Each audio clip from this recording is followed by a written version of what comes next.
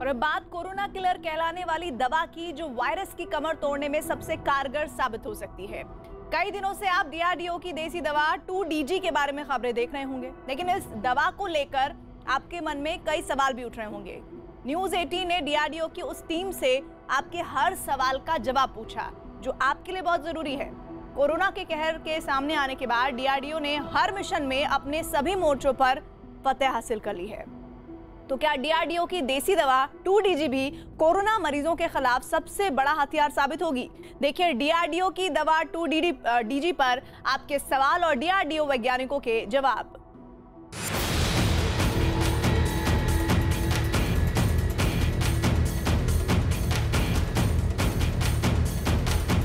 Corona की देसी दवा 2DG का नाम सुर्खियों में, लेकिन इसे लेकर लोगों के मन में सैकड़ों सवाल हैं, जिनका जवाब डीआरडीओ के वही वैज्ञानिक देंगे जिन्होंने कोरोना मरीजों के लिए ये संजीवनी बनाई है। डीआरडीओ के वैज्ञानिक अनंत नारायण भट्ट 2DG दवा बनाने वाली टीम का हिस्सा है। लोगों के मन में सबसे पहला सवाल ये है कि इस दवा को कब ले सकते हैं।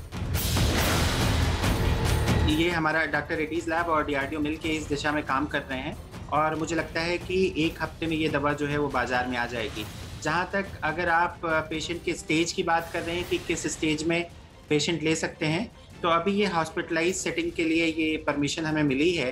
तो जब भी भर्ती होगा हॉस्पिटल में, अगर उसकी ऑक्सीजन सेचुरेशन लेवल, जैसा कि आप जानते हैं आजकल जो मरीज भर्ती हो रहे हैं अस्पतालों में, उनकी ऑक्सीजन सेचुरेशन लेवल 94 से बिलो या 90 से बिलो होती है, तो ऐसे सारे मरीज जो हैं वो इस दवा को ले सकते हैं। और जैसे दवा के क्लिनिकल ट्रायल में परिणाम है, मुझे लगता है कि उन सभी को दवा लेने के बाद जल्द आराम मिलेगा। डीआरडीओ की 2DG दवा से मरीज कितने दिन में ठीक हो जाता है? क्या ये बहुत तेजी से असर करती है?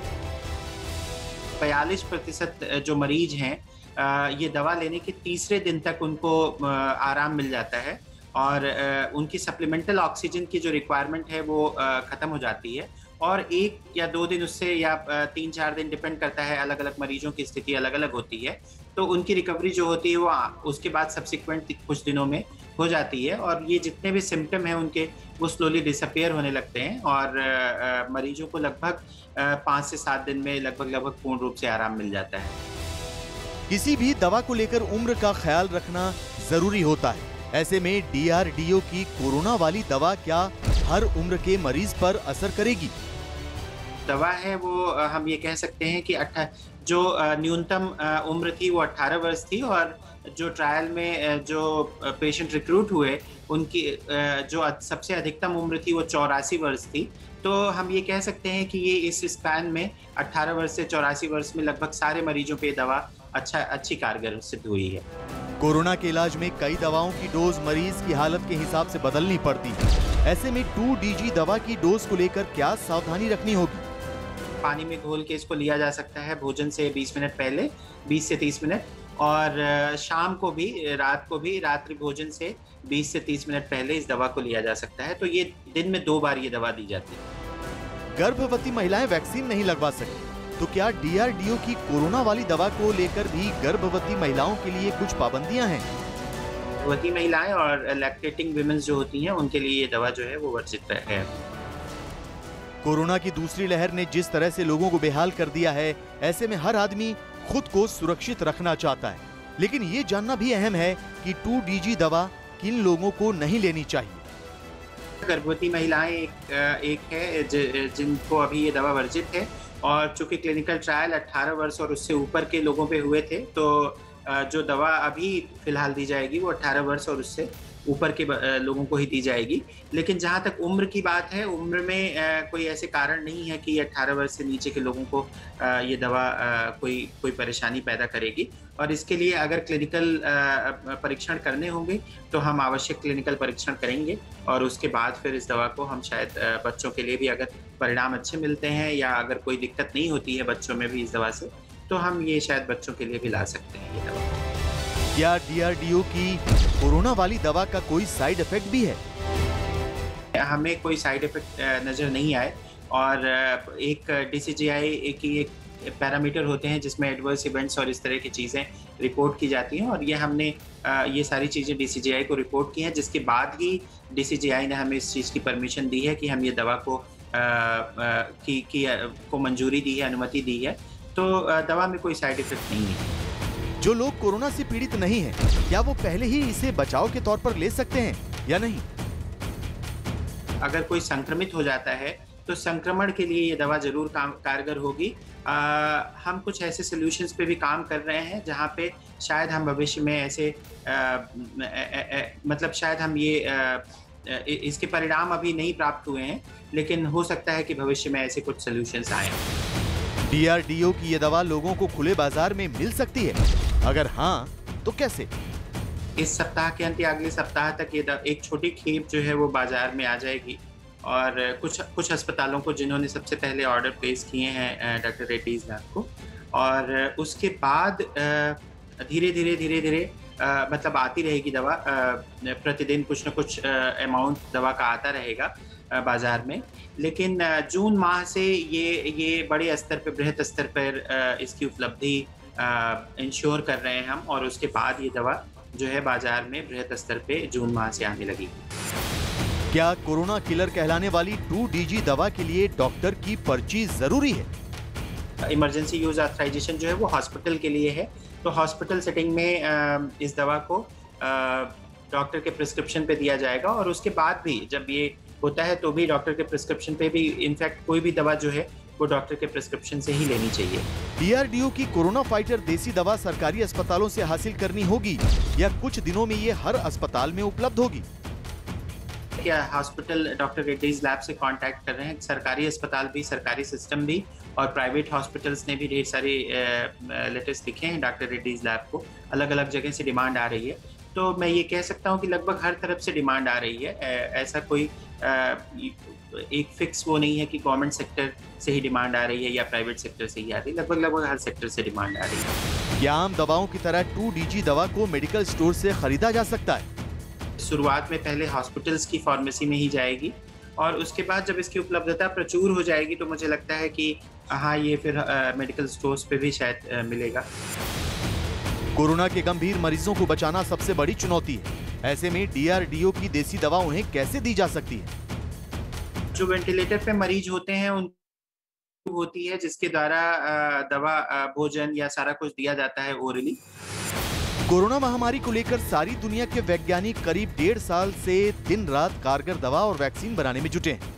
ऐसे में DRDO को 2DG दवा के क्लिनिकल ट्रायल से लेकर फाइनल नतीजे मिलने में क्या क्या मुश्किलें पेश करनी पड़ी?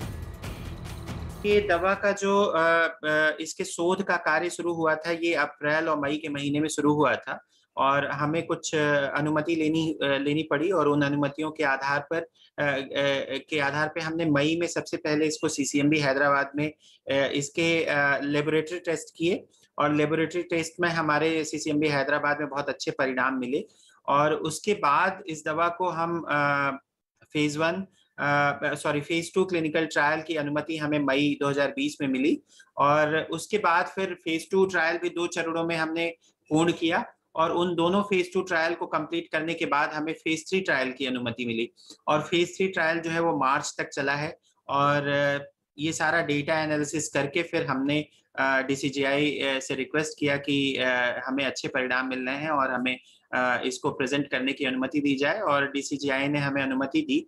उसके बाद हमने प्रेजेंट किया, जिसके आधार पे हमें DCGI ने मंजूरी दी। कोरोना के गंभीर मरीजों को DRDO की दवा देने का क्या नियम है?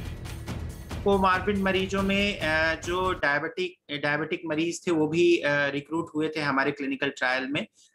जो अनकंट्रोल डायबिटिक्स हैं उनको हमने अवॉइड किया था, क्योंकि उनकी शुगर बहुत ज़्यादा फ्लक्चुएट करती है, तो उनको अवॉइड किया था। लेकिन जो डायबिटिक थे वो मरीज रिक्रूट हुए थे। तो जो कोमॉर्बिड कंडीशंस में एक डायबिटीज़ की एक कंडीशन है, वो उसको हमने किया था। फिर कुछ मरीजों में जिनमें COPD होती है, तो COPD के डिफरेंट ग्रेड होते हैं, तो जो प्राइमरी ग्रेड है ऐसे मरीज भी COPD के रिक्रूट हुए थे हमारे क्लिनिकल ट्रायल में।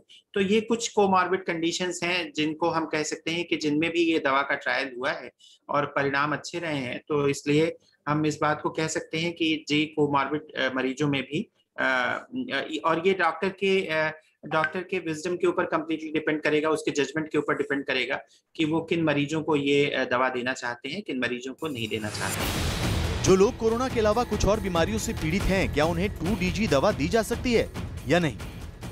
क्लिनिकल ट्रायल में कुछ मरीज होते हैं जिनको एक्सक्लूसिव, जैसे एक CKD एक डिजीज है, क्रॉनिक किडनी डिजीज।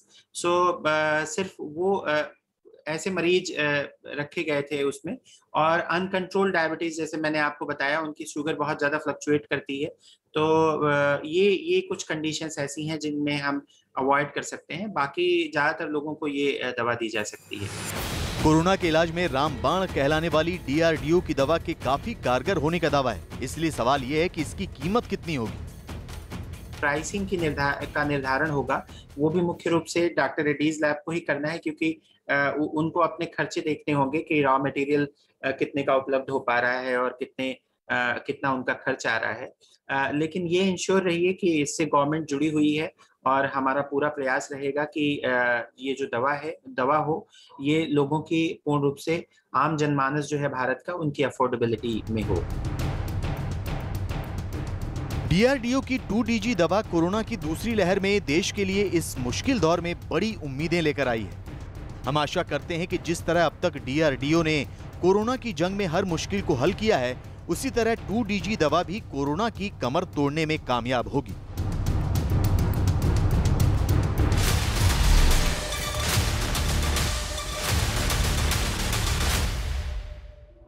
देश में हर रोज कोरोना के लाखों नए मरीज आ रहे हैं, तो ये भी सच है कि लाखों मरीज ठीक भी हो रहे हैं। लेकिन ये समझना जरूरी है कि कोरोना की नेगेटिव रिपोर्ट आने के बाद जो लोग कोरोना वॉरियर बन जाते हैं, उनकी कोरोना से जंग पूरी तरह खत्म नहीं हुई है। ये अहम खबर उन लाखों लोगों के लिए जो कोरोना वॉरियर बन चुके हैं।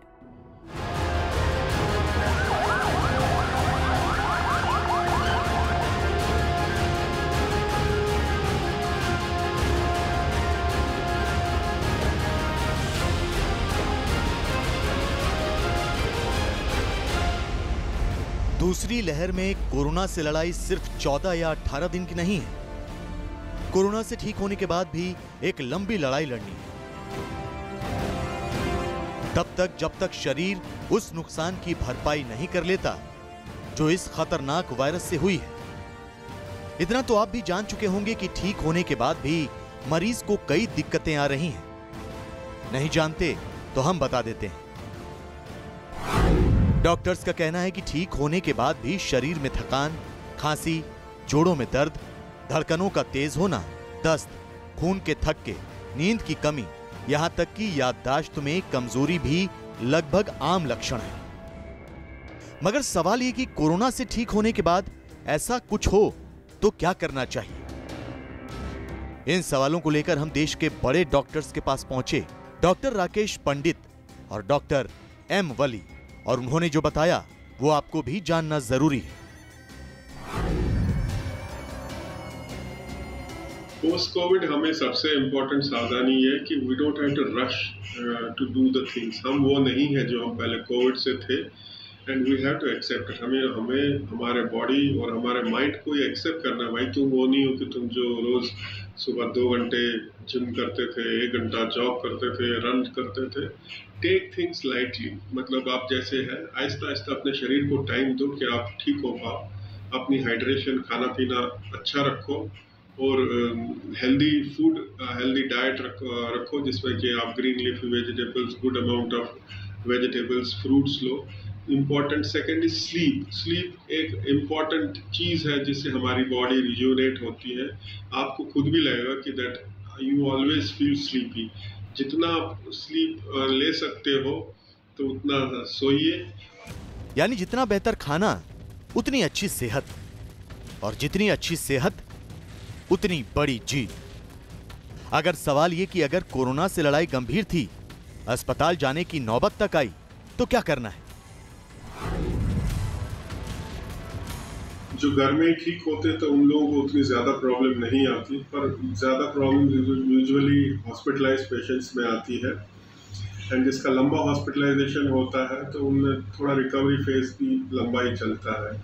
एंड यूजुअली जो सबसे इम्पोर्टेंट प्रॉब्लम जो कोविड के बाद आती है वो ब्रीदिंग प्रॉब्लम आती है। मीन्स इवन घर जाने के बाद भी लोग नॉर्मल काम करना दिक्कत हो जाती है। Means they feel extreme fatigue, थकान होती है। इवन नॉर्मल काम जैसे बाथरूम तक जाना भी एक प्रॉब्लम होता है। डे टू डे एक्टिविटीज़ करने में भी they feel extreme weakness and fatigue in doing normal works. एक और सवाल जो ठीक होने वाले ज्यादातर लोगों से जुड़ा है वो है फेफड़ों का कमजोर होना। कोविड में सबसे ज़्यादा सावधानी जो लंग्स की रखते हैं उसमें लंग के लिए डीप ब्रीदिंग करनी चाहिए, बलून फुलाना चाहिए, प्राणायाम करना चाहिए, अनुलोम विलोम करना चाहिए, और अगर आप शंख बजा सकें, बांसुरी बजा सकें तो वो करना चाहिए। 3 बॉल का रेस्पिसाइज़र आता है उसको फुला सकें और उसमें से वैक्यूम सक कर सकें तो वो सब करना चाहिए। और पैदल चलना चाहिए, वॉक करना चाहिए, लेकिन अभी हम पैदल चलने की एडवाइस नहीं कर रहे हैं। अगर आपकी सोसाइटी है, मकान है, उसकी छत पर वॉक कर सकते हैं। एक और सवाल जिसका जवाब बहुत से मरीजों को चाहिए वो ये कि अगर हार्ट या पल्स रेट बढ़ जाए तो क्या करना है। हार्ट का और पल्स का इशू बहुत मिल रहा है। ज़्यादातर लोगों की हार्ट बीट बढ़ जाती है। जैसे ही हार्ट बीट बढ़े अपना ECG कराना चाहिए, हार्ट के डॉक्टर को दिखाना चाहिए, और ब्लड थिनर्स के लिए वो रिकमेंड करेंगे। और जिस दौरान में आपको कोविड हो उस समय आपको एस्प्रिन का इस्तेमाल करना चाहिए, क्योंकि कोविड में दोनों तरह की चीज़ें हो रही हैं, ब्लीडिंग भी हो रही है और क्लॉटिंग भी हो रही है। कभी कभी क्लॉटिंग पेरिफेरल होती है तो उसमें हाथ पैर की गैंग्रीन भी हो सकती है, ब्लू आई भी हो सकती है। बहुत से मरीजों को इलाज के दौरान स्टेरॉइड्स लेने पड़े थे। अगर ऐसा है तो डॉक्टर साहब की बात जरूर सुनी।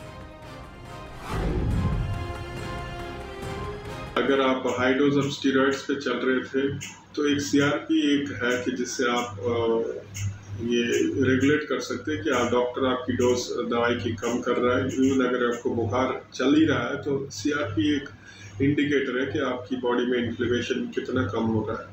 और ये जो खून कितना पतला और ज़्यादा, आजकल की जो दवाइयाँ यूज़ कर रहे हैं, नोएक्स बोलते हो, न्यूअर एंटीकोगुलेंट्स है, उनमें यूजुअली PT-INR की ज़रूरत नहीं पड़ती है।